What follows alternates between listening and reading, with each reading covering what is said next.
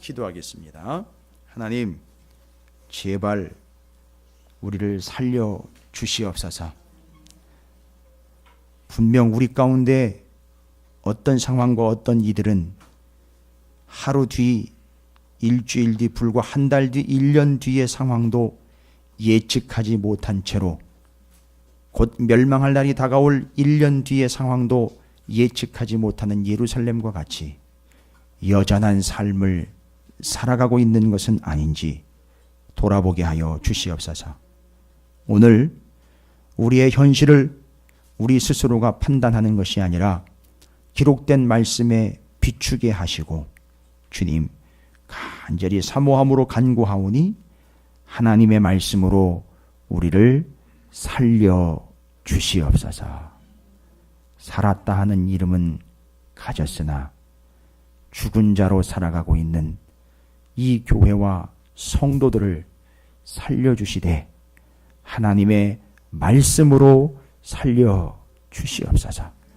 오늘도 하나님의 말씀인 그 귀한 처방전을 우리에게 처방하셔서 우리가 그 용법과 지시와 가르침 그대로 살아가 살아나는, 또한 살아있는 자로 살아가는 자들이 되도록 허락해 주시옵소서.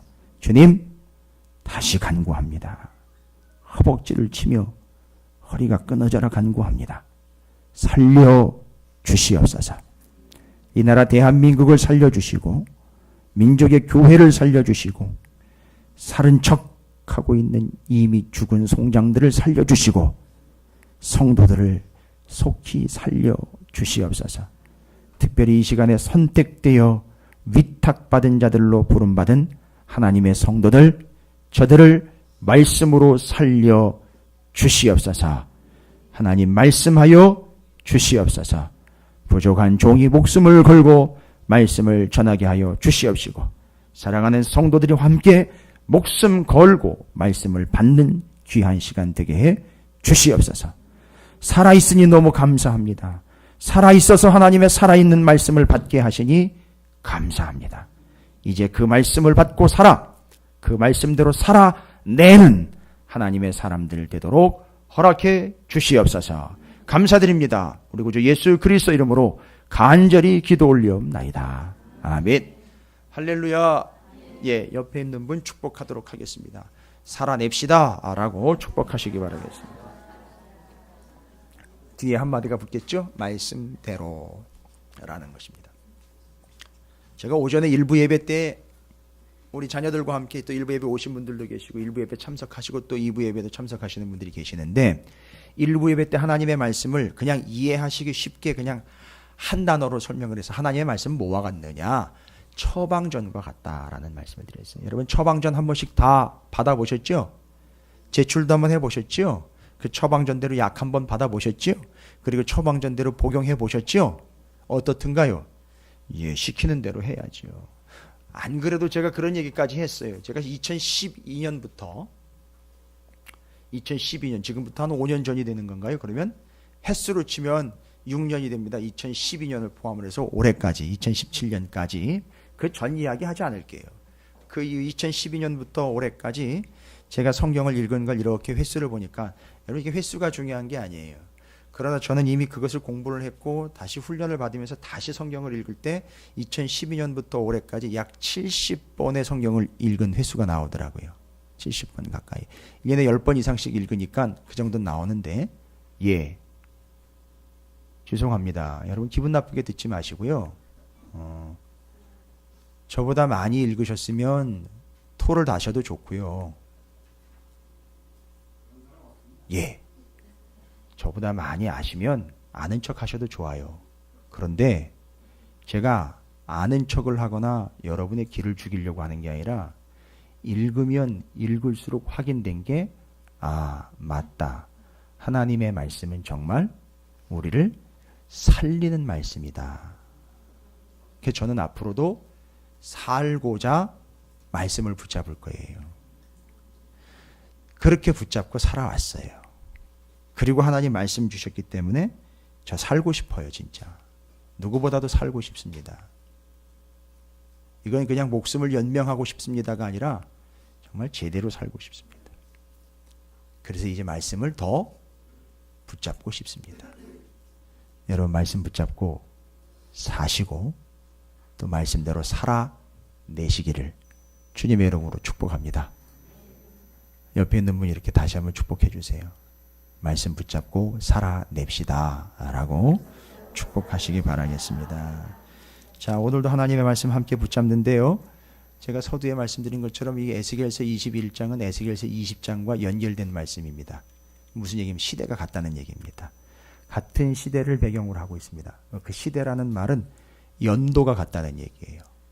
이 말씀이 선포되고 있고 이 배경으로 삼고 있는 연도가 같아요. 횟수가 같다는 겁니다. 무슨 얘기냐면, 그러면 21장을 시작할 때 몇 년째 이런 얘기가 안 나와 있죠? 그럼 앞에 20장을 보시면 돼요. 20장 첫 번에 뭐라고 나와 있으니까 20장 1절에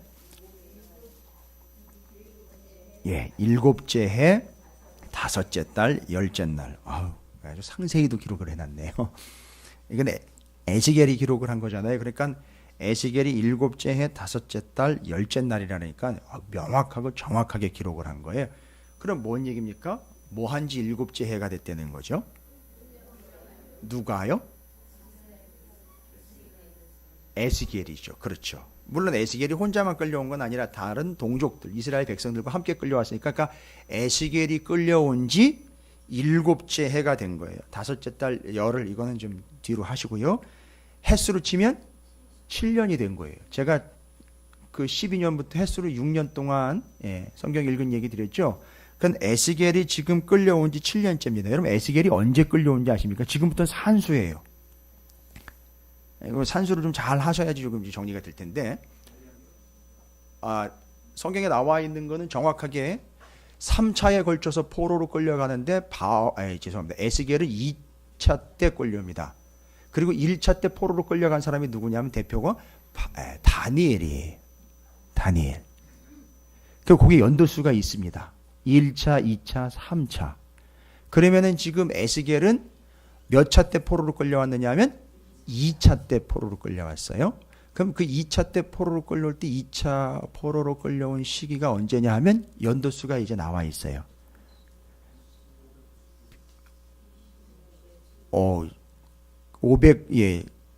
근사침 597년으로 기록이 되어 있습니다. 597년.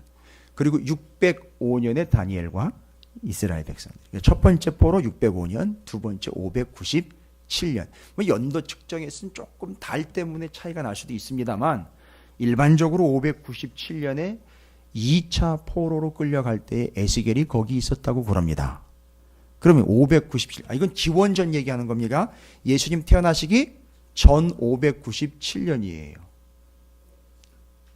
그러면 597년에 포로로 끌려오고 586년에 어떻게 되죠?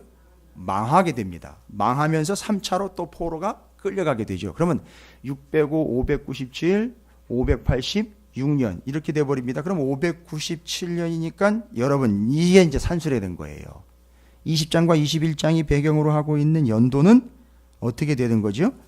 끌려온 지 7째 해니까 그러면 이렇게 여쭤볼게요.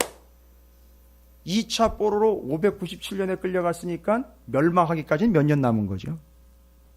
횟수로 치면 11년 정도 남은 거죠. 왜냐하면 586년에 망하니까 597년에 끌려갔으니까 그 둘의 차이를 빼가지고선 계산하면 11년이 나옵니다. 됐죠? 이거 어려운 거 아니시죠? 예. 우리는 반찬 숫자만 세는데 연연하지 말고요. 이런 것 좀 생각을 하셔서 좀 잘 따져. 왜냐하면 제가 이게 따져야지 여러분이 이해가 확 들어오기 때문에 그렇습니다. 그러면 7년이 지났으니까 이제 11년 만에 2차 포로로 끌려온 지 11년 만에 망하는데 몇 년이 지난 거죠? 끌려온 지 7년 지났으니까 몇 년 남은 겁니까? 4년 남습니다. 그런데요, 저 중요한 건 뭐냐면 4년이 남는데 바벨론이 예루살렘으로 쳐들어와서 예루살렘 성을 포위해가지고선 몇 년 동안 그 성을 포위하느냐면 2년 6개월여를 포위를 합니다. 쳐들어와서. 그럼 횟수로 한 3년 정도를 포위를 하는 거예요. 그럼 잘 보십시오. 4년 남았는데 실질적으로 망할 때까지는 4년이지만 바벨론이 쳐들어와 가지고선 포로로 둘렀다가 망하니까 포로로 둘른 기간이 몇 년입니까? 3년. 4년 남았는데 포로로 둘른 기간이 3년이에요. 그러면 바벨론이 직접 군사를 들고 쳐들어오기 때까지가 이제 얼마 남은 거죠? 예, 잘하셨습니다. 1년 남은 거예요. 제가 왜 이런 얘기를 드리는지 아십니까? 우리는 시간이 지나고 난 다음에 계산해 보니까 에스겔서 21장, 20장이 기록된 게 이제 예루살렘 성에 바벨론이 군사를 끌고 들어와 가지고 망하기 직전 이제 긴박감과 명확하게 군사가 쳐들어오기 정확하게. 여기 왜 군사가 쳐들어온 걸 기점으로 삼느냐면 여기 칼 얘기가 나와요. 칼. 이 칼은 무슨 칼이냐면 하나님이 뽑은 칼인데 하나님의 손에 쥐어진 칼인데 바로 누구를 이용을 했다는 거죠? 바벨론을 예루살렘을 치는데 이용했기 때문에 바로 그들이 쳐들어온 거는 정확하게 이야기하면 한 3년 정도의 기간을 두고 쳐들어왔기 때문에 4년 남은 기간 그들 쳐들어오는 시간까지 치면 딱 몇 년 남았다? 이제 1년 남은 겁니다. 근데 그 사람들은 몰랐어요. 유대인들은 아직도 몰랐습니다. 무슨 착각 가운데 빠져 살고 있느냐? 아직도 군사가 쳐들어올 1년밖에 남지 않은 상황에서도 바벨론이 쳐들어올 1년밖에 남지 않은 상황에서도 예루살렘에서는요. 마치 우리처럼요. 오늘날 대한민국처럼 아직도 민족의 교회들처럼 성도들처럼 어떤 식으로 생각을 하고 있었느냐면 그래도 하나님은 우리를 지켜주실 거야. 그래도 하나님은 그런 식으로 엉망진창 우리를 내버려 두시거나 우리를 버려두시진 않을 거야. 아무리 시절이 하수상하고 아무리 적들이 우리를 둘러싸고 있더라도 하나님은 결정적인 순간에 우리를 보호해 주실 거야. 벌써 몇 번이나 포로로 끌려갔는데요. 2번이나 포로로 끌려갔는데 3번은 망한 때라고 얘기하지 않았습니까? 아직 망하기 직전에 2번씩이나 포로로 끌려갔고 이제 끽 해야 1년밖에 남지 않았습니다. 그런데도 그들은 예루살렘에서 아직도 자들이 바로 희망이 있다는 거예요. 아직도 자기들이 구원받을 만하다는 거예요. 아직도 괜찮다는 거예요. 아직도 먹고 살만 하다는 거예요. 아직도 제사 드릴 수 있다는 거예요. 아직도 내가 예배할 수 있다는 거죠. 여러분, 그건 예루살렘의 이야기가 아니라 오늘날 수많은 교회들이 가지고 있는 아주 안정적인 자기 위로입니다. 그래서 아직도 여전히 나는 괜찮아, 우리 교회는 괜찮아, 우리 집은 괜찮아 라고 얼마밖에 안 남았는데요? 1년밖에 안 남았는데 거기다가 바벨론의 포로로 먼저 끌려간 1차, 2차로 끌려간 사람들은 뭔 생각까지 합니까? 심지어는 곧 돌아갈 거야. 옛날로 돌아갈 거야. 예루살렘으로 돌아갈 수 있을 거야. 라고 자기 마음대로 생각을 하고 있습니다. 착각에 빠져 있는 거죠. 얼마밖에 안 남았는데요? 1년밖에 안 남았어요. 여러분, 이게 얼마나 지금 위험한 상황이고 사태가 얼마나 심각한지 이스라엘은 파악을 못하고 있어요. 1년밖에 안 남았다. 기간이 1년밖에 안 남았습니다. 지금 1년 뒤면 바로 바벨론 군사들이 쳐들어와가지고 그냥 싹 쑥대밭을 만들어 버릴 거예요. 1년 뒤에. 근데 아직도 우리는 희망이 있다는 거예요. 소망이 있다는 거고 우리는 여전히 근거가 있다. 하나님이 그렇게 내버려 두실 리가 없다라고 착각을 하고 있는 겁니다. 그런데 바로 1년밖에 남지 않은 이 긴박한 순간을 오늘 성경 말씀의 본문에서는 어떻게 표현했는지 아십니까? 21장에서 곧 1년 뒤면 바로 이들이 망할 거다라는 것을 하나님이 에스겔에게 일러주시고 에스겔은 그걸 선포를 합니다. 어떤 모양으로 퍼포먼스를 했어요. 그러니까 행동으로 보여준 거예요. 어떤 행동인지 여러분 이게 찾아내실 수 있을까요? 정확하게 찝으셨습니다. 바로 어떻게 한 거죠? 여러분, 전쟁터에서 장수가 칼집에서 칼을 뽑아들었어요. 여러분, 앞에 있는 장면, 뒤에 있는 장면 보이지 않아도 급하게 장수가 칼을 뽑았다라는 말은 여러분 어떻게 추정이 가능합니까? 어떤 추정이 가능합니까, 여러분? 어떤 장면이 그려지지요? 어떻게 된다는 거죠? 곧 적들과 만나게 되어서 싸우게 되고 이 칼을 어떻게 하게 된다는 거죠? 곧 휘두르게 된다라는 걸 이야기하는 겁니다. 그래서 여기 본문에서는 하나님이 어떻게 하셨다? 칼집에 꽂혀 있던 칼을 어떻게 하셨다? 빼셨다는 거예요. 이게 지금 이제 곧 어떻게 할 순간이 남아있다? 휘두를 순간이 남아있다? 그게 몇 년이라는 거예요? 1년이라는 거예요. 아직도 1년이나 남았네? 예, 심각합니다. 병원 좀 가보세요. 진짜예요. 아직도 1년이나 남았네? 심각한 거예요. 성경적으로 얘기 드리는 거예요. 이스라엘이 그랬습니다. 곧 뺐습니다. 뺐으면 이제 치실 거거든요. 그게 1년밖에 안 남은 겁니다. 여러분, 이제 여러분에게 제가 좀 질문을 드릴게요. 여러분, 1년밖에 안 남았다면요. 1년밖에 안 남았다면. 예? 저한테 만약에 찾으시는 교회에서 1년밖에 목회할 기간이 안 남았다면요. 예? 아니, 뭐가 좋아서 어떤 계기를 마련하기 위한 얘기가 아니잖아요. 심각한 상황에서 1년밖에 안 남았다면요. 목사님 재수없는 소리 하지 마세요. 좀 제발. 밥 먹기 전에. 아니요. 누가 감히 그런 식으로 표현을 합니까? 하나님이 이미 칼을 뽑았는데요. 하나님이 이미 자르려고 뽑았어요. 여러분 표정은 아무도 지금 1년밖에 안 남았다는 게 여러분 표정은 야 넉넉히 한 100년은 남았다 이런 표정들이 다. 죄송합니다. 저는 그거 동의 못해요. 그렇다고 목사님 그럼 몇 년 남았는데 제가 점쟁입니까? 그럼 어떻게 얘기를 합니까? 그러나 성경을 보니까 이스라엘은 1년밖에 안 남았고 누군가는 한 달밖에 안 남았을 수도 있고요. 누군가에게는 일주일밖에 안 남았을 수도 있어요. 길어야 1년이라는 게 여기서는 표현이 되고 있는 거예요. 이스라엘에게는 1년밖에 안 남았어요. 어떻게 되기 직전이요? 망하기 직전, 칼이 베기 직전 1년밖에 안 남았어요. 여러분 어떻습니까? 여러분이 그렇게 마음대로 살 수 있는 달도 1년밖에 안 남았다면요. 예? 교회 나가고 싶으면 나가고 말면 많은 것 그렇게 살 수 있는 기간이 1년밖에 안 남았다면요. 말씀 그까짓 거 시간 나면 읽고 아니면 많은 것이라고 여러분 마음대로 살 수 있는 여건이 1년밖에 남아있지 않다면요. 그거 하고 싶으면 하는 거고 말고 싶으면 마는 거지. 그깟 교회 나가고 싶으면 나가는 거고 말면 마는. 예수 내가 믿고 싶으면 믿는 거고 말면 마는 거지라고 이렇게 여러분 마음껏 여러분이 하고 싶으면 하고 말면 말 수 있는 그런 기간이 딱 1년밖에 안 남았다. 죄송합니다. 여러분 사업이 1년밖에 안 남았다면. 죄송합니다. 여러분 건강이 1년밖에 안 남았다면요. 이거 제가 얘기하는 게 아니에요. 성경이 말하고 있는 바 만약에 우리도 예루살렘처럼 이렇게 1년밖에 안 남았는데도 아직도 뭐가 뭔지 구분이 안 되고 파악이 안 돼서 상황 파악이 안 돼서 여전히 많이 남아있고 여유가 있는 것처럼 착각하며 산다면 여기 청년들과 중고딩들이 있어요. 아직도 여전히 많이 남아있다라고 생각을 할 거란 말이에요. 왜요? 젊으니까요. 그런 거 정확하게 얘기하자고 성경대로 얘기하자고. 이스라엘은 1년밖에 안 남았어요. 여러분 그렇게 건강하게 두 다리를 걸을 수 있는 날이 1년밖에 안 남았다면요. 그렇게 핑계대면서 살아가실 수 있는 날이 1년밖에 안 남았다면 맛있는 거 드실 수 있고 좋은 데 찾아다닐 수 있는 여유가 이제 1년밖에 안 남았다면요. 내 나이가 70 이상이라 이제는 이런 얘기가 아니에요. 5살이든 10살이든 20살이든 30살이든 1년밖에 만약에 안 남았다면요. 이스라엘처럼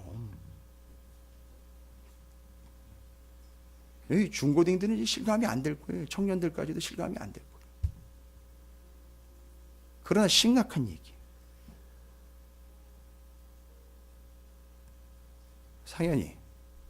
상현이가 네가 마음대로 볼을 다루면서 축구를 하고 싶을 때 할 수 있는 게 딱 1년밖에 시간이 주어지지 않는다면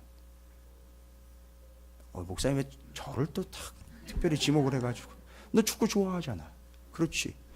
근데 네가 원하지 않는 바로 그걸 1년밖에 이제는 할 수가 근데 그걸 몰라요. 여러분 다 어떻습니까? 정말 하고 싶은 건 마음대로 할 수 있는 것 핑계 이 핑계 저 핑계요. 내 집에서 내가 편하게 살 날이 만약에 1년밖에 안 남았다면요. 꼬박꼬박 월급이 내 통장으로 들어온 날도 이제 1년밖에 안 남았다면요. 그런 좋은 관계도 1년밖에 안 남았다면요. 여러분 어떻게 되는 겁니까? 여러분 이거 남의 얘기가 아니에요. 우리 얘기일 수 있어요. 목사 그래도 3년이나 지났는데요. 얘기는 성경적으로 말씀드리는 거예요. 1년밖에 만약에 안 남았다. 여러분이 그렇게 정말 나름 여유를 부리시면서 내 나름대로의 스케줄대로 살아갈 수 있는 날이 1년밖에 안 남았다면요. 어떻게 하시겠습니까? 가족들을 보고 같이 한 상에서 밥을 먹을 수 있는 날이 1년밖에 안 남았다면요. 하나님이 그 뒤를 주관하셔 버린다면, 나도 모르는 사이에 1년 뒤에 이런 일들이 발생되면서 그걸 확 주관해 보신다면 어떻게 될까요? 그런데 하나님은 칼을 빼떼는 거예요. 그렇다면 그냥 전제로 할 게 아니라 이제 시작이 된 거예요.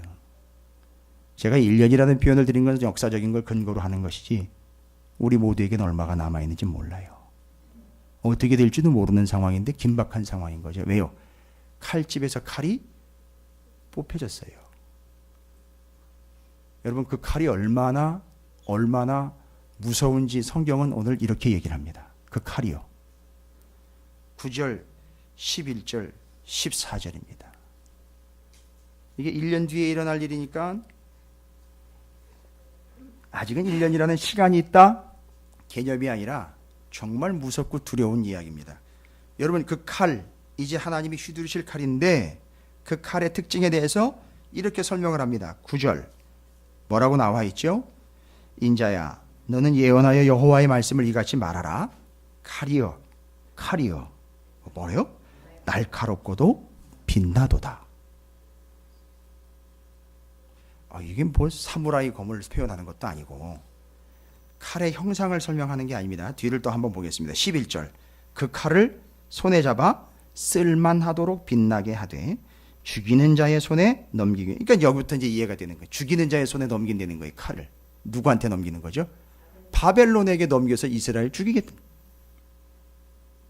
그러니까 이스라엘이 뭐가 되는 거죠? 우리나라 전통에 의하면 이거 칼 들고 그렇죠. 망나니가 되는 거예요. 그래서 명을 받들어 망나니가 이제 누굴 치려고 하는 거죠? 1년밖에 안 남은 그의 목을 치려고 하는 거예요. 그 1년 뒤면 어떻게 되는 거죠? 그들의 목을 날리는 겁니다. 남의 얘기가 아니라는 거죠. 우리 얘기가 될 수 있다는 거죠.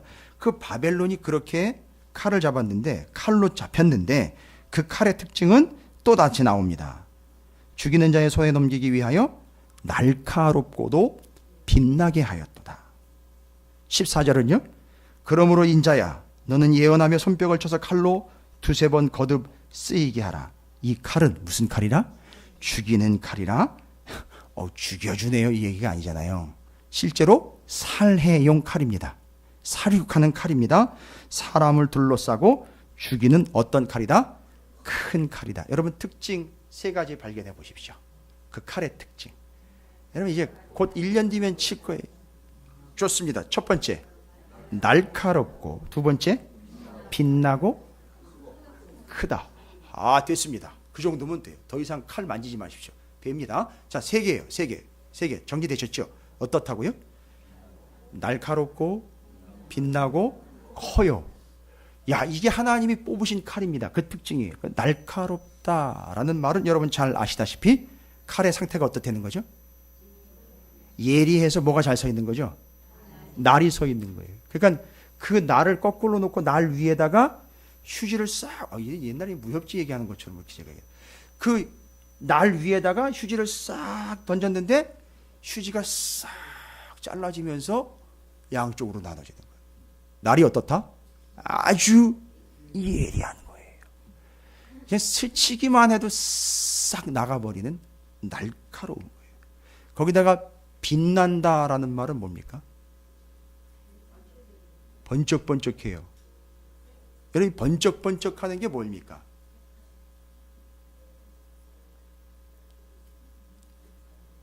막 번쩍번쩍해요. 칼이. 우리나라 말에도 있잖아요. 번쩍. 동해 번쩍, 서해. 와, 이 칼이요. 어때요? 속도가 엄청. 그러니까 여기 갔다가 저기 갔다가 동서남북으로 막 종횡 무진해. 근데 속도가 너무 번쩍 하는 거예요. 어디 이상한 조명이 돌아가는 게 아니라 칼에 빛이 비추는데 이게 막 돌아다니니까 번쩍번쩍하면서 막 빛나는 거예요. 그 얘기하는 겁니다. 날카로워요. 그러니까 안 잘리는 게 없어요. 그리고는 전 세계를 돌아다니는 칼이에요. 난리가 납니다. 번쩍번쩍합니다. 거기다가 14절에 어떤 칼입니까? 큰 칼이에요. 여러분, 칼이, 그런데 그 칼이 어떻게 해요? 커요. 크다는 얘기는요, 한 사람 죽이기는 아까운 거죠. 뭐예요? 한꺼번에 나라도 칠 수 있고 민족도 칠 수 있고, 어떻게 하죠? 예, 표현을 이해하십시오. 이 지구도 어떻게 할 수 있어요? 반동강을 내어버릴 수 있는 거예요. 지금 핵무기가 아무리 위협적이라도 뽑으신 하나님의 칼은요, 그걸 못 당합니다. 예? 핵무기도 반동강 낼 수 있는 거예요. 이 칼은요, 나라도 반동강 낼 수 있는 거예요. 그러니까 한 번 쫙 휘두르면 한 사람 죽는 게 아니라 칼이 워낙 크다 보니까 다 죽는 거예요. 싹 죽는 겁니다. 나라도 죽고 다 죽. 아, 죄송해요. 식사하기 전에 자꾸 이런 얘기 해가지고. 근데 그 칼이 이런 특징이 있습니다. 그래서 그 칼이 이제 곧 칼로서 작용할 때가 얼마밖에 안 남았다? 1년밖에 안 남았다. 그런데도 예루살렘은 어떤 생각을 하고 있다? 아직 기회가 있다. 아이, 괜찮을 거야. 하나님은 우리를 선택하셨잖아.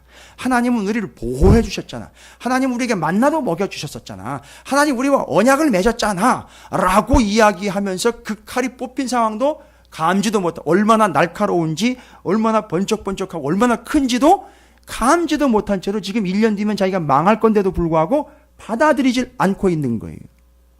죄송해요. 우리 가운데도 받아들이지 않는 이들이 있을 거예요. 1년 뒤인데요. 1년 뒤에도 불구하고요. 아까도 말씀드렸잖아요. 1년밖에 안 남았어요. 그렇게 하실 수 있는 날도 1년밖에 안 남았다고요. 생각을 해보시라고요. 상상을 하시라는 겁니다. 예정을 해보시라는 거예요. 그렇게 하실 날도 1년밖에 안 남았다고요, 여러분. 그렇다면 어떻게 될 겁니까? 아니, 나한테 그런 얘기가 없는, 그런 사인이 없었는데. 아니, 여기도 사인이 없었어요. 그냥 뽀로로 끌려가가지고 아직 남아있고 돌아올 거다, 한번 돌아갈 거다, 그냥 희망 아직 있어요. 내가 뭐 크게 잘못했다 그래? 우리가 뭐 크게 잘못했다 그래? 라고 이야기하면서, 아유, 그런 일이 생기지 않을 거야. 라고 이야기. 아니요. 그런데 그럴 날이 1년밖에 안 남았어요. 그 칼이요? 이런 칼입니다. 한번 움직이면 끝장나는 칼이죠. 자, 그 다음에는요, 바벨론이 쳐들어오는데 칼이 뽑혔습니다. 그 칼로 쓰임받는 누구죠? 바벨론이에요. 바벨론이 칼로 쓰임받아요. 그런데 바벨론이 오늘 재미있는 비유가 하나가 나와요. 에스겔한테요, 예루살렘으로 들어오는데, 바벨론에서 예루살렘으로 들어올 때 길을 두 개를 만들어요. 그러니까 바닥에다가 그려가지고선 비유를 들으라는 거예요. 바벨론에서 오는 길에 길목을 두 개를 만들래요. 하나는 어디로 향하는 길? 그렇죠. 뭘 먼저 하시든지 둘 중에 하나만 얘기하시면 됩니다. 하나는 암몬, 하나는 예루살렘으로 향하는 길을 내요. 그리고 바벨론 왕이 그 길목에 섭니다. 양쪽으로 갈라지는 갈래길에 딱 서버려요. 그렇죠? 그러면 이제 여기서 바벨론 왕이 뭐를 하느냐? 아니, 이런 행동이 나왔나? 실제로 있었던 게 아니라 이런 긴박감을 설명을 하려고 하나님이 에스겔에게 시킨 거예요. 누가 그렇게 하는 모습을 직접 예언을 하냐? 바벨론 왕이 갈래길에 서가지고 뭘 고민합니까? 바벨론 왕이, 쳐들어오는 바벨론 왕이 어디로 갈까? 그러면 어디, 둘 중에 하나잖아요. 어디요? 암몬으로 갈까? 예루살렘으로 갈까? 그러면 이거 결정되면 끝나는 거잖아요. 그렇죠? 우린 결론은 알고 있으나 그런 상황을 지냈다는 거예요. 바벨론 왕이 갈래길에서 어디로 갈까를 뭐 합니까? 점을 쳐요. 그런데 몇 번에 걸쳐서 점 치는지 아세요? 3번에 걸쳐서 점을 칩니다. 여기는 2번으로만 이야기된 것 같지만 결론적으로 이야기하면 3번이에요. 왜냐하면 그 당시에 유행했던 게 3세판이거든요. 아니, 장난이 아니에요. 그냥 드리는 말씀이 아닙니다. 그 당시에도 오늘날처럼 3세번이라는 개념이 있어요. 왜냐하면 3번을 해야 완벽해지기 때문에. 아무도 이야기하지, 아무도 반론하지 않기 때문에. 그래서 이제 투표지 검증도 3번 하는 거예요. 그래서 아무도 얘기하지 못하도록. 그래서 지금 3번에 걸쳐서 점을 칩니다. 근데 이 점을 치는 게 또 재미있어요. 어떤 점을 치는지 아십니까? 여러분에게 이걸 방법을 일러드리는 게 아니라 또 이런 식으로 점치라는 얘기가 아닙니다. 그렇죠. 화살통에 화살을 여러 개를 넣는데 그 화살에다가 표시를 해요. 화살 끝에다가. 그래서 암몬, 예루살렘을 표시를 해놔요. 그래서 화살통에 있는 화살을 뽑았는데 어디로 나왔어요? 예루살렘으로 나왔어요. 의심된다. 내가 한 번 더 뽑았어요. 또 예루살렘. 한 번 더 뽑았어요. 또 예루살렘. 야, 이 방법 가지고는 확신이 안 차겠는데 해서 바벨론 왕이 또 다른 점을 쳐요. 여기 무슨 점 치는지 아십니까? 예? 여기 나와 있잖아요. 거기 여러분이 보시는 이거 본문에 나와 있어요. 여기 21절입니다. 바벨론 왕이 갈렛길 곧 두 길 어귀에 서서 점을 치되 첫 번째 화살을 들어 흔들어서 우상에게 묻고, 요거 바로 화살점이죠. 화살통에 화살을 뽑았습니다. 그 다음에 두 번째는요, 희생 제물의 간을 살펴서. 이게 뭔 얘기입니까?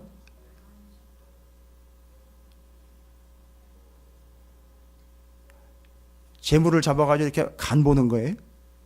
맛 보는 겁니까? 그게 아니라 짐승을 선택을 해서, 그러니까 그 여러 짐승 중에 또 한 짐승을 선택을 해요.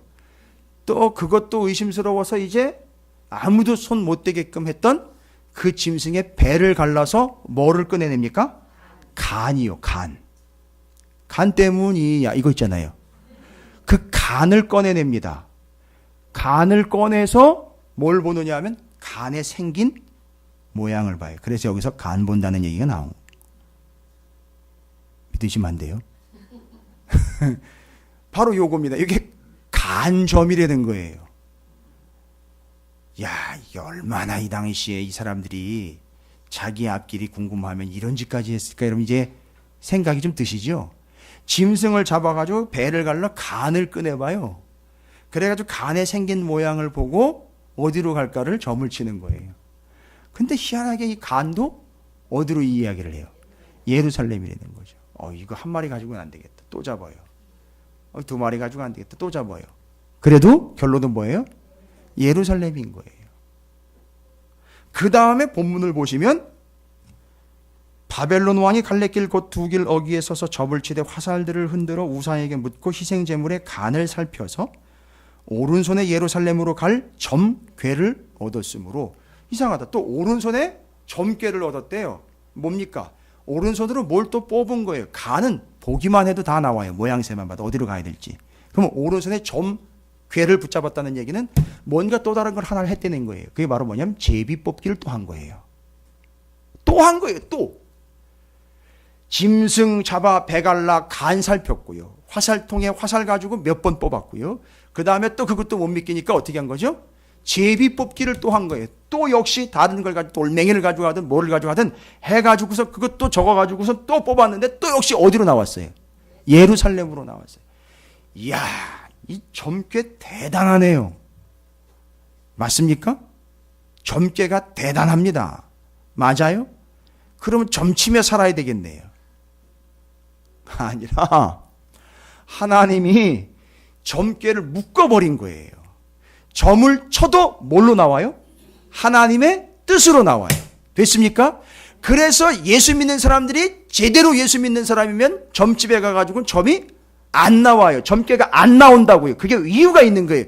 절대 안 나오게 돼 있는 이유가 이거고, 아무리 점을 쳐도 이 사람은 뭐하고 점괘가 나와요? 아유, 또 그랬다고 또 테스트 해보려고 저 미아리 쪽에 가지 마시고요.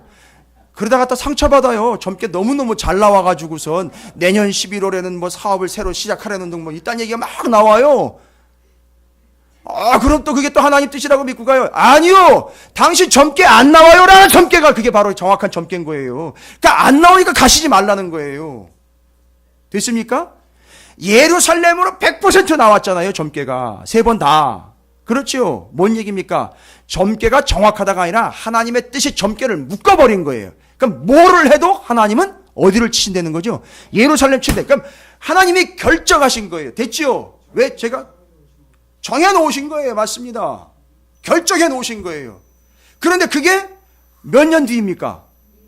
2, 3년 뒤도 아니에요. 1년 뒤에 날카로운 칼 뽑아서 이미 각이 올려져 있는 거예요. 목 위에 올려져 있는 거고 뿌리 위에 도끼가 놓여 있는 상황이고 1년밖에 남지 않았고 이건 빼도 박도 못하는 거지요. 예루살렘 이제 멸망인 거예요. 이게 1년밖에 안 남았다는 겁니다. 여러분 왜 이런 얘기를 우리한테 하는 걸까요? 우리의 삶에도요 여러분 많이 남아있는 게 아니에요. 여러분 자신 있습니까 진짜? 나 1년보다 좀 더 남았고 한 2, 3년 아니 한 2, 30년 더 남았고 아니 4, 50년까지도 나는 넉넉히 버틸 수 있어 라고 자신 있습니까 정말? 예? 전 자신 없어요 진짜로. 전 진짜 자신 없습니다. 어느 순간 어떻게 될지 저는 자신은 없어요. 물론 확신은 있지만 자신은 없다고요. 제 스스로가 제 스스로를 이렇다 저렇다 평가할 만한 자신은 없단 말입니다. 1년 뒤에 어떻게 될지 모르는 거잖아요. 그런데 그 1년 뒤에 어떻게 된다는 게 우리 뜻대로 어떻게 되거나 좋은 방향으로 어떻게 되는 게 아니라 하나님이 도저히 이건 못 참겠다 해가지고 1년 뒤에 그 결정대로 진행하실 그 상황이요. 너무너무 긴박한 겁니다. 여러분 어떻게 될까요? 여러분 이거 어떻게 해야 될까요? 제가 여러분이 점심 식사 전에 여러분의 입맛을 떨어뜨리려고 하는 게 아니라 여러분 이제 하나님의 뜻대로 되게 돼 있어요. 칼이 뽑혔고요. 점괘를 아무리 써도 정답은 하나예요. 하나님 말씀대로 정하신 대로 되게 돼 있어요. 이거 어떻게 합니까 여러분? 만약에 여러분이 이스라엘과 같은 상황이라면요. 만약에 1년 뒤에요. 아니요. 뭐 한 달 뒤에? 아니 얼마간 뒤에 여러분에게 그런 결론적인 일이 날 수밖에 없다라면 아니 만약이라는 말 하지 말고 우리는 다 그런 운명 가운데 있단 말이죠. 반드시 누가 오시게 돼 있죠? 예수님이 오시게 되어 있어요. 결론은 나게 되어 있습니다. 반드시 오게 되어 있어요. 이게 얼마 뒤인지 우리는 지금 뭐 마음대로 지금까지의 일을 통해서 좀 여유가 있다라고 착각하면서 살아갈 수 있으나 여기 본문에서는 1년밖에 안 남아있는 걸로 이야기한다면 여러분이 실질적으로 내게 그런 정도가 1년밖에 안 남아있다면 성경을 보니까 그렇다면 어떻게 하시겠습니까?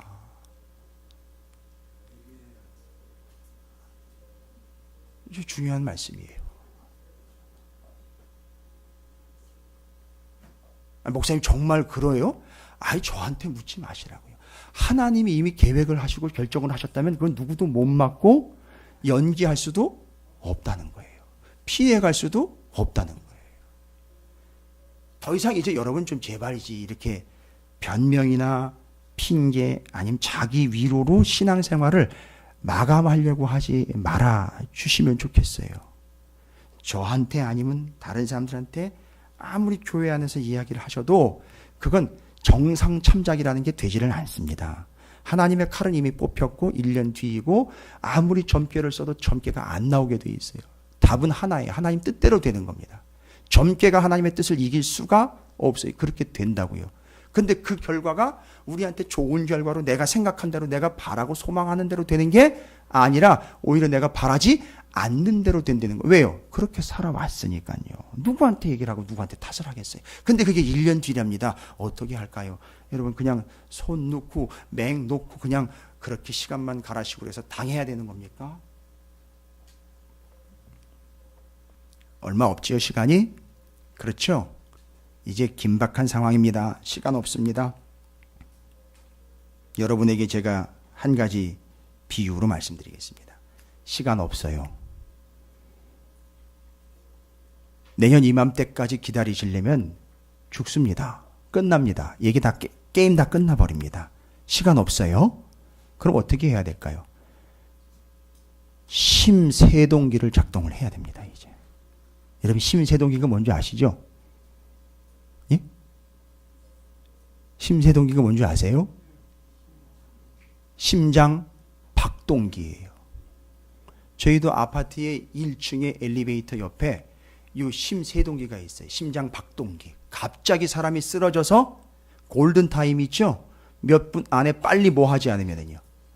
이 심세동기로 갖다가 작동시켜 주지 않으면 심장이 멎어버리고 어떻게 되죠? 결국 죽습니다. 그 골든타임을 놓치면 안 되는 거예요. 아하. 여러분, 이제 여러분에게 한마디 드릴게요. 1년밖에 남지 않았다라는 건 우리의 비참한 현실이 아니라 뭐죠? 골든타임. 뭐라고요? 골든타임이에요. 살아날 수 있는 절호의 찬스, 기회가 되는 거예요. 그걸 그냥 보내버리면 어떻게 되지만 그 칼이 싹 지나가고 결국 하나님 뜻대로 정리 끝날 일이지만 그 기간은 우리에게 주신 골든타임이에요. 최적의 기간입니다. 아니 1년이 됐든 얼마가 됐든 그걸 따지는 게 아니잖아요. 하나님은 작정하신 바 됐는데 그때까지 바로 우리가 심세동기를 빨리 작동해야 될 골든타임이라는 거예요. 그럼 그 골든타임이 어떻게 될까요? 심세동기 작동법이 있잖아요. 그대로 해야죠. 그런데 오늘 에스겔서 21장에 그 골든타임에 우리가 하나님의 뜻대로 해서 그 칼이 뽑힌 상황에서 그냥 그대로 하나님 결정하신 대로 그냥 그렇게 허무하게 무너져버리고 하나님 뜻대로 그냥 박살나버리는 걸로 끝나지 않고 기회를 주셨어요. 다시 살아날 골든타임에 지침을 주셨어요. 여러분 지금부터는 이거 집중하십시오. 이거 집중하셔야 여러분께서 응급조치를 통해서 다시 살아날 수 있습니다. 아니 살아나셔야 돼요. 이제 여러분께 얼마 남지 않은 것 같은 그런 기간들을 바로 이 지침을 따라가시기 바라겠습니다. 이제 심세동기 작동합니다. 첫 번째 지침이 뭐냐? 아주 정확하게 지침이 나와 있어요. 5절 넘어 6절입니다. 에스겔에게 이야기합니다. 한번 함께 읽어보도록 하겠습니다. 시작. 인자야 탄식하되 너는 허리가 끊어지듯 탄식하라. 그들의 목전에서 슬피 탄식하라. 와우, 탄식이라는 말이 몇 번 나왔습니까? 여기도 3세번이에요. 아까 전부 3번, 3세번이죠. 여기도 3세번입니다. 여러분 심세동기 골든타임에 작동하는데 제일 첫 번째 원칙 뭡니까? 1년 뒤, 몇 년 뒤를 따지지 마시라 그랬죠. 곧 한 달 뒤가 될 수 있고 일주일 뒤가 될 수 있고 1시간 뒤가 될 수도 있어요. 바로 반응 보이셔야 돼요. 이게 아니다 하면 바로 반응 보이셔야 됩니다. 어떻게 작동합니까? 어떻게 반응하셔야 된다고요? 칼은 뽑혔습니다. 이미 점괘도 다 나와버렸어요. 점괘 가지고 안 돼요. 하나님 뜻이 결정이 돼버렸어요. 어떻게 할 방법은 딱 첫 번째 지침입니다. 뭐 어떻게 하라? 탄식하고 또 탄식하려는 거. 어떻게 탄식하려는 겁니까? 여러분 허리가 끊어지는 경험 해보셨습니까? 예? 허리가 끊어지는 경험 해보셨습니까? 이 집사님 감사합니다. 솔직하게 얘기해. 우리 여성분들은 경험 많이 해보셨잖아요. 아이를 낳을 때 이게 뭐 허리가 끊어지는 건지 뭐 몸이 찢어지는 건지 뭐 모를 정도의 그런 고통들. 그렇지요. 허리가 끊어지는 것 같은 고통. 그런데 바로 그 정도로 어떻게 하라?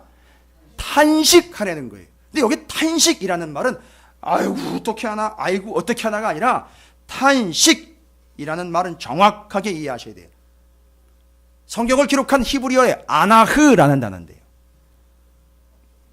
아나흐. 이 탄식하다라는 말의 정확한 뜻은 바로 이겁니다. 절규하다는 거예요. 절규. 여러분 어디서 절규가 일어납니까? 여러분 절규하는데 어딜까요? 한번 떠올려 보십시오. 절규.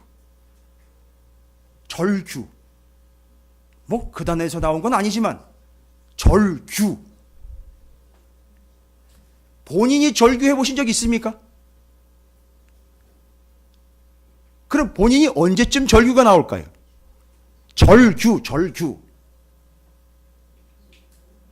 절규. 앞에 절자가 있으니까 적용을 해보십시오. 절규. 어디서요? 그 상황을 중요한 한 장면으로 표현한다면 여러분이 어디에 매달려 있다면요? 벽 끝에 매달려서 소리 지르는 걸 절규라고 그래요. 믿지 마세요. 만약에 여러분이 절벽 끝에 매달려 있대요. 손톱이 빠질 정도로 지금 절벽을 붙잡고 있는데 거기서 뭐라고 얘기합니까? 그렇지요. 여러분 그게 탄식이에요. 그냥 이걸 어떻게 하나 이런 게 탄식이 아니라 그 절규가 탄식이라는 거예요. 그러니까 어느 정도로 절규하라는 겁니까? 허리가 끊어지도록 뭐 하라? 절규하다. 그 이야기는 뭡니까? 하나님께 뭐 해달라? 살려달라, 구원해달라라고 외쳐 부르짖으라는 거예요. 어느 정도로요? 허리가 끊어지도록이요. 어떻게 되겠습니까? 근데 요즘엔 제가 그걸 본 적이 없어요. 허리가 끊어지도록 절규하는 걸 본 적이 없어요. 많이 편해졌지요. 그래서 아직 1년이 다가오고 있는 거예요. 작용하고 있는 겁니다. 여기 아나흐라는 절규, 탄식은 그냥 답답한 마음을 토해놓는 게 아니에요. 하나님 살려주세요. 살려주세요. 그래서 아마 하나님은 일부러 어떤 이들은 절벽으로 끌고 가실 수도 있을 거예요. 뭐 얼마밖에 안 남았다고요? 1년밖에 남지 않은 상황에서 에셀에게 지침을 주십니다. 탄식해라. 탄식하는 걸 못 봤습니다. 교회와 성도들에게 탄식이 없어요. 그래서 수많은 교회들이 무너지고 있어요. 그 절벽에서 어떻게 하고 있어요? 떨어지고 있어요. 너무 쉽게 떨어져요. 절벽에서. 왠지 아십니까? 탄식이 없을 뿐만 아니라 탄식하기 전에 뚝 떨어져 버려요. 왜요? 네, 너무 커요, 덩치가. 그러니까 자기 몸무게를 자기가 못 버티고 떨어지는 거예요. 됐습니까? 보십시오. 대형 교회들 뚝뚝 떨어지는 거 보셨어요? 대형 교회 소위 말하는 목사들 뚝뚝 넘어지는 거 보셨어요? 대형 교회 성도들 넘어지는 거 보셨습니까? 예. 뭐 교회가 크고 작은 걸 이야기하는 게 아니라 바로 그들에겐 뭐가 없는 거죠? 탄식이 없는 거예요. 왜요? 배부르니까요. 이쯤 되면 되니까요. 아유, 뭐 자식 새끼들도 다 그렇게 됐고 이 정도 됐으면 됐지. 여러분, 그게 탄식이 없는 삶인 거예요. 그게 탄식이 없는 거로 그 1년 뒤는 스케줄대로 갑니다. 탄식입니다. 뭐 하라고요? 탄식하라는 거예요. 탄식은 절규예요. 뭐를 위한 절규입니까? 하나님의 나를 구원해 주심에 대한 절규 탄식이에요. 아하, 사도행전 쪽으로 설명드릴게요. 바로 부서지는 배 안에서 누가 절규했죠? 사도 바울이 절규했던 거예요. 그래서 하나님이 들으신 겁니다. 여러분, 이제 심세동기작 1년밖에 안 남았다면요, 한 달밖에 안 남았다면요, 얼마밖에 안 남았다면요, 뭐로 들어갑니까? 허리가 끊어지듯 탄식으로 들어가야 돼. 지금 종교개혁 500주년 맞았는데 이제 몇 달 안 남았어요. 11월 달, 12월 달 지나면 또 올해도 그냥 넘어가 버려요. 그럼 이게 또 장례식이 돼버립니다. 그냥 끝나버리는 거예요. 그냥 그렇게 또 교회는 무기력하게 돼버릴 거고, 말씀은 뭘 말씀이고 은혜는 뭔 은혜고 오직 믿음이라 근데 말로만 믿음 하면서 그렇게 또 정해진 스케줄대로 갈 거란 말입니다. 무너질 겁니다. 칼이 작동을 할 거란 말입니다. 아니요, 막아야 됩니다. 여러분, 교회와 성도들이 탄식이 있어야 됩니다. 허리가 끊어지는 탄식, 절규. 하나님 살려주세요. 제발 살려주세요. 나를 살려주시는 것뿐만 아니라 내 가족도 살려주시고 저 죽어가는 사람들도 다 살려주세요라는 진짜 탄식이 우리에게 있느냐? 1년밖에 안 남았습니다. 두 번째 지침입니다. 12절을 보십시오. 뭐라고 나와 있습니까? 함께 있습니다. 인자야, 너는 부르짖어 슬피 울지어다. 이것이 내 백성에게 임하며 이스라엘 모든 고관에게 임함이로다. 그러나 내 백성이 함께 칼에 넘김과 되었으니 너는 내 넓적다리를 칠지어다. 이야, 이 표현이 또 기가 막힌 표현. 뭐 하래요? 네 넓적다리를 치라는 거예요. 넓적다리. 여러분, 어떻게 이게 넓적다리 친다는 게 뭘까요? 넓적다리를 치는 거는요, 자기 다리를 찍는 거예요.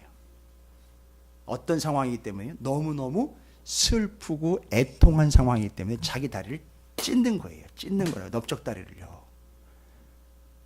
넓적다리가 어디입니까, 여러분? 예? 어떻습니까? 아주 매끈하시죠? 아무런 흔적도 없죠? 왜요? 쳐본 적이 없으니까요. 그러나 넓적다리를 쳐야 사는 겁니다. 이건 뭐예요? 애통함과 비통함을 얘기하는 거예요. 하나님 앞에 슬피 우는 거예요. 1년밖에 안 남았기 때문에요. 얼마 안 남았기 때문에 이걸 치면서 슬피 우는 겁니다. 하나님 너무너무 슬픕니다. 너무너무 고통입니다. 너무너무 아픔입니다. 이걸 넓적다리를 치는 걸로 표현을 한 거예요. 그러니까 보면서 애통하고 비통하게 얘기하는 거예요.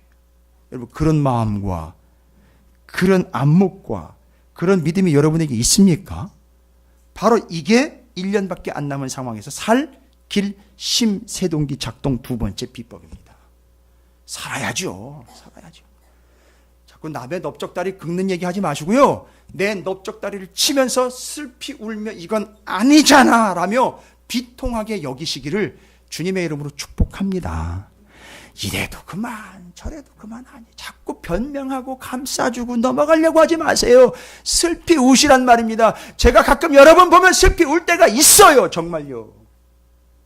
목사로서요. 담임 목사로서요. 정말 울음이 나올 때가 있어요. 그럼 울어요. 저도. 절규하십시오. 1년밖에 안 남았습니다. 슬피 우십시오. 1년밖에 안 남았어요. 얼마 안 남았습니다. 그 다음에 한 가지 더 지침을 주고 계십니다. 저는 여기서 넘어갈 수가 없었어요. 바로 이 부분에서 27절입니다. 심세동기가 세 번째 작동합니다. 함께 읽습니다. 시작. 내가 엎드러뜨리려니와 이것도 다시 잊지 못하리라. 마땅히 얻을 자가 이르면 그에게 주리라. 하나님이 어떻게 하시겠다는 겁니까? 엎드러뜨리기를 몇 번 하시는 겁니까? 지금 세 번. 여기 엎드러뜨린다는 말은 아예 박살을 내겠다는 얘기인 거예요. 아예 썩어 문드러지게 하겠다는 얘기입니다. 여러분 이거 아주 정말 극단적이고 자극적인 표현이에요. 원어로 치면 썩어서 문드러지게 하겠다는 얘기인 거예요. 이 표현은 뭘 연결하시면 돼요? 나병을 연결하시면 돼요. 아예 박살내버리겠다 이런 얘기를 하시는 거예요. 아예 쇠에 쓸고 있는 뭐처럼요? 녹처럼 만들어버리겠다. 그냥 떨어져 버리겠다. 없애버리겠다. 와우. 지금 하나님이요. 하나님처럼 안 느껴져요. 하나님은 이상한 괴물처럼 느껴져요. 그러나 여러분 하나님은 지금 우리에게 뭘 주셨다고요? 뭘 주셨습니까? 1년이라는 골든타임을 주셨어요. 아니 1년 아니에요. 어떤 분한테는 한 달밖에 지금 시간이 없을 수도 있어요. 어떤 분한테는 일주일, 어떤 분한테 몇 시간, 불과 하루만 시간이 주어졌을 수도 있어요. 그런데 그 시간에 우리가 반드시 심세동기를 작동하여 우리가 살아야 되는데 첫 번째 절규, 탄식, 애통과 비통을 받아들이면서 이건 아니고 이건 정말 내가 죽을 죄입니다라며 비통해하며 슬퍼 여기며 넓적다리를 치는 것. 그 다음에 한 가지 더 뭡니까? 하나님 우리를 뭐 하려고 작정하고 있다? 시간 지나면 엎드려뜨려서 완전히 박살내고 부셔버리고 썩어 문드러지게 하겠다라는 얘기인데, 그러면 여러분 어떻게 해야 됩니까? 여기서 반대가 나오는 거예요. 하나님이 뭐 하기? 하나님이 엎드러뜨리기. 와우, 좋습니다. 계속 이어가십시오. 하나님이 뭐 하시기? 엎드러뜨리기 전에 내가 하나님 앞에 엎드리는 거예요. 할렐루야. 근데 너무 빳빳이 세우고 신앙생활들 하시더라고요. 저는 여기서 그냥 엎어져 버렸어요. 그냥 여기서 엎드려져 버렸어요. 이 세 번째 심세동기 작동할 때 그냥 꼬꾸라져 버렸습니다. 성경에 엎드린다라는 표현이 상당히 많이 나옵니다. 왠지 아세요?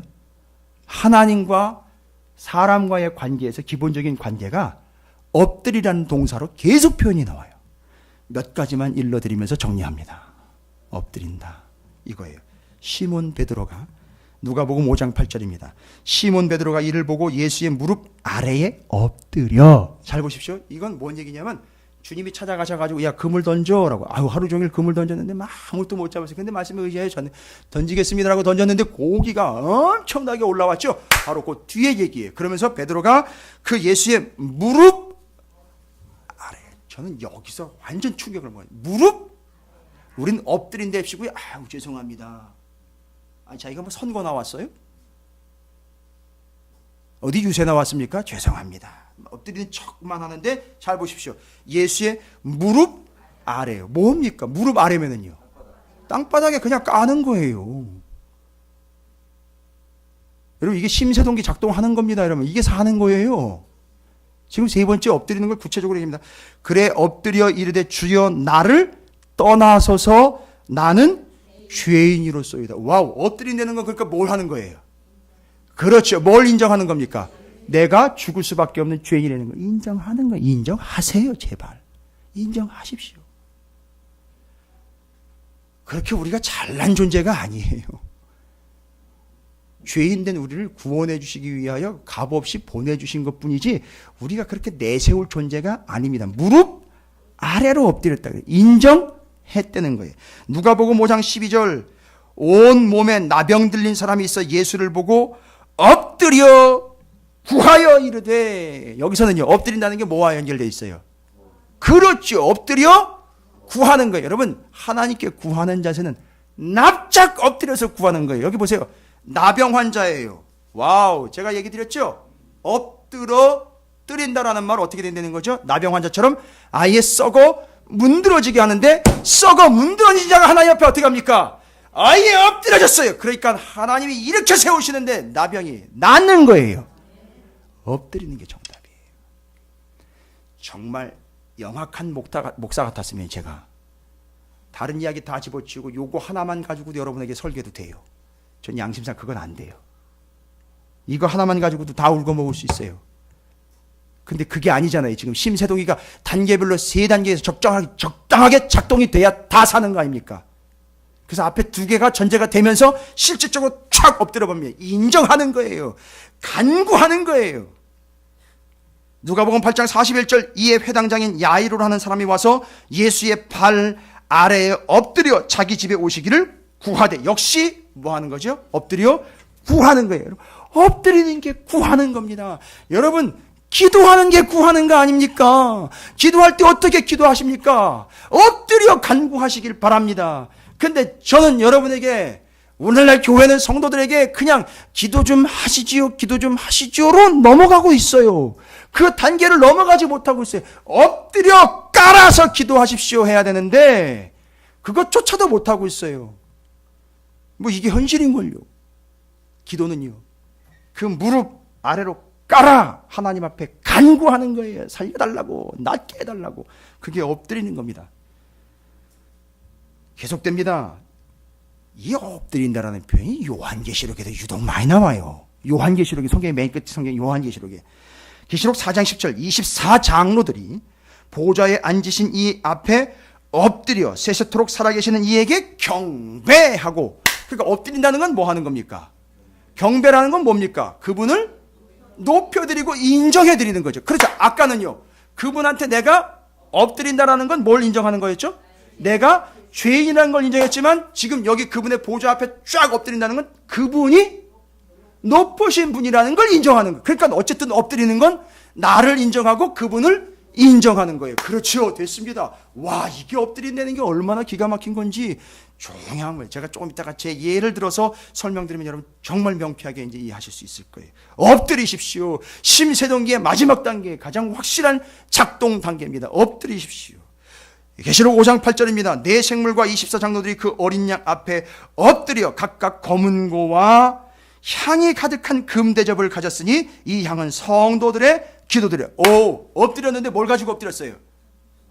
검은 고, 그 다음에 향로를 가지고 엎드렸어요. 근데 향로는 이미 타고 있기 때문에 어떻게 합니까? 엎드렸는데 이 향이 계속 올라가요. 그런데 그 향이 뭐라 그래요? 기도다. 와우, 엎드린다는 건 뭘 얘기하는 겁니까? 결국 기도를 얘기하는 거예요. 여러분, 오늘날 교회가 기도를 잃어버렸기 때문에 지금 이런 위기 상황 가운데 있는 거예요. 지금 심장이 멎어버린 거예요. 심장 마비가 와버린 거죠. 자, 엎드린다는 건 그건 뭘 이야기한다? 기도를 말하는 거죠. 계시록 5장 14절 내 생물이 되 아멘 하고 장로들은 엎드려 경배하더라. 그렇죠. 경배하는 거죠. 다시 이야기합니다. 모든 천사가 계시록 7장 11절 보좌 앞에 엎드려 얼굴을 대고 하나님께 경배했다. 마태복음 26장 39절 예수님입니다. 예수님이요 조금 나아가서 얼굴을 땅에 대고 엎드려 기도하시며 이르시되, 자, 중요한 거예요. 예수님이 엎드리셨대요. 우리가 그분 앞에 엎드려야 되는데 예수님이 엎드렸답니다. 왜 엎드리셨는가 들어보십시오. 중요합니다. 내 아버지요, 만일 할만하시거든 이 잔을 내게서 지나가게 하옵소서. 그러나 나의 원대로 하지 마시옵고 아버지의 원대로 하옵소서. 뭐라는 겁니까? 주님이 엎드렸다라는 말은 내 뜻이 아닌 하나님의 뜻에 맡깁니다라는 걸 인정하고 고백하는 행위예요. 할렐루야. 제가 어제 우리 아이들 전도 축제하고 끝나면 또 여기 예배실을 정리를 해야 돼요. 청소를 해야 되는데 어제 왜 그랬는지 모르겠어요. 여선교회실에 있다가 갑자기 물티슈를 제가 가져다가 아무도 못 봤어요. 목사님 아무도 못 봤으면 그냥 넘어가지 뭘 또 그걸 얘기를 하세요. 아니요, 제가 지금 이거 얘기 때문에 얘기하는 거예요. 이렇게 앉아있다 보니까 여러분이 식사하시고 간 자리에 한 주 전, 2주 전, 심지어 3주 전의 흔적들이 남아 있었어요. 바닥에, 테이블에. 또 어제는 행사를 했으니까 조금 더 지저분했겠죠. 그런데 제가 물티슈를 가져다가 3겹, 4겹 겹쳐서 테이블 밑으로 의자를 빼고 엎드리고 기어 들어갔어요. 근데 희한한 현상이 발생이 됐어요. 뭔지 아십니까? 2가지가 파악이 됐어요. 첫 번째, 여러분의 상태, 우리의 상태. 2번째, 하나님의 마음이 파악이 됐어요.